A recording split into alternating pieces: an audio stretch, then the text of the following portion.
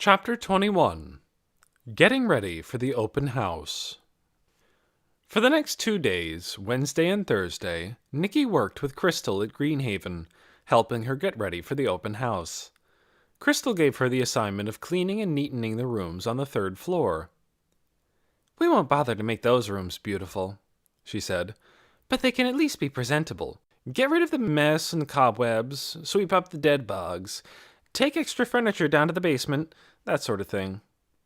She cast her critical gaze around the front parlor where they were standing. "The rest of the house," she said, "has to be as elegant as possible. I think we can manage it. The house has good bones." Once each day, Crystal came up to the 3rd floor to see how the work was going, and Nikki had to quickly close Otis into the hall closet and put the radio on loud to disguise any sounds he might make. Luckily, Crystal wasn't very interested in the rooms on the 3rd floor. All she wanted was for them to not look too awful. She glanced in, said Nikki was doing a good job, and went back downstairs. As she worked, Nikki turned over the problem of goodness in her mind. As they were sitting in the kitchen having a dinner of canned soup and soda crackers, and listening to the news on the radio, she asked Crystal her question. "Crystal," she said, "how do you tell if something is good or bad?"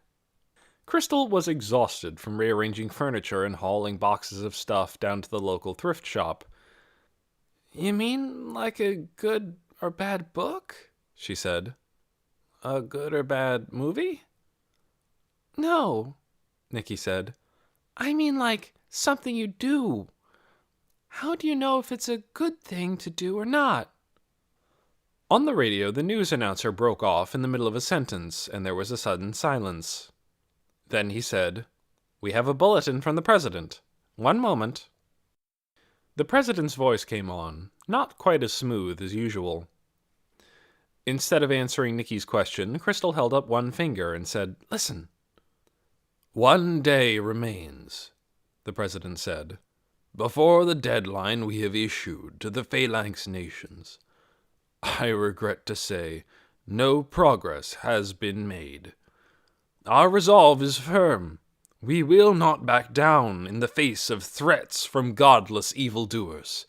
Citizens should prepare for possible large-scale conflict. Please refer to the Homeland Security website at www. Crystal turned down the radio. She frowned and broke a few soda crackers into her soup. "It sounds bad," she said. "We ought to be all right here, but I'm worried about your mother in the city." "Let's call her then," said Nikki, "and tell her to come." "No, I wouldn't want her traveling right now. I'm not really sure what to do." She turned up the radio again, but the president was finished, and the newsman was reporting on a terrorist group that had taken 100 hostages and was refusing to release them until they swore to follow the one true faith. "Could you answer my question now?" said Nikki. "About how you tell if something is good or bad?" "It's a deep question," Crystal said, "and I'm deeply tired.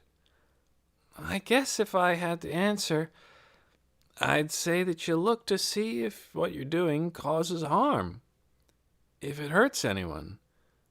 If so, it's probably not good." "What if it doesn't hurt any people?" said Nikki. "Or even any animals, but it hurts God." "Hurts God? How can God be hurt?" "Well, I mean, if you do what goes against what God says." "You'd have to know what he says then, wouldn't you? Assuming he's up there saying anything." Crystal swallowed a spoonful of soup. "It's too deep for me," she said. "I just want to eat my dinner and go to bed. And by the way, your mom called again and read me another one of those odd postcards from your dad." Nikki jumped up. "Did you write it down? Where is it?" "It's here somewhere." Crystal went out into the hall. "Here." She handed Nikki a scrap of paper.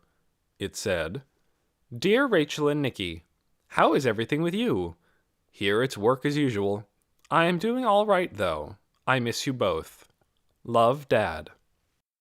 P.S. Nikki, I was thinking about that movie we went to for your 9th birthday.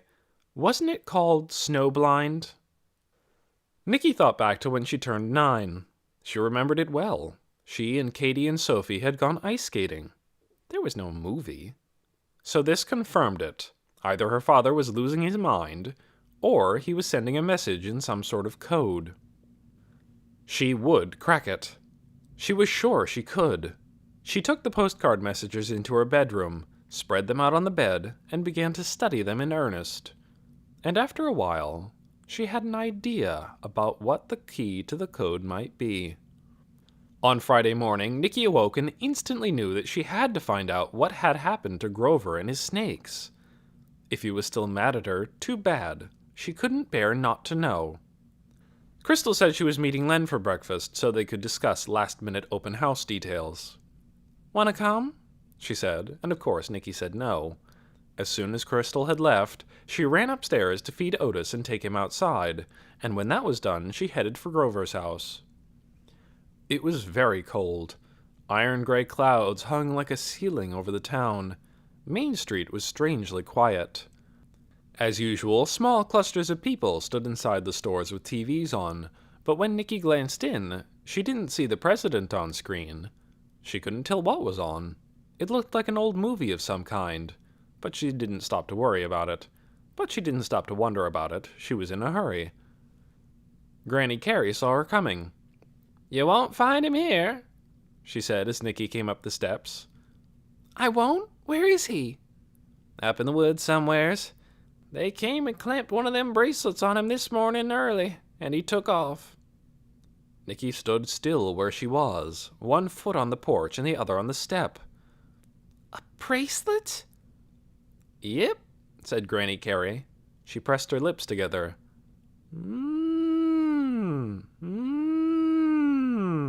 She said. "Nasty thing." "He didn't go to school?" "I doubt it," said Granny Carey. "With the noise that thing was making, they'd have probably thrown him out."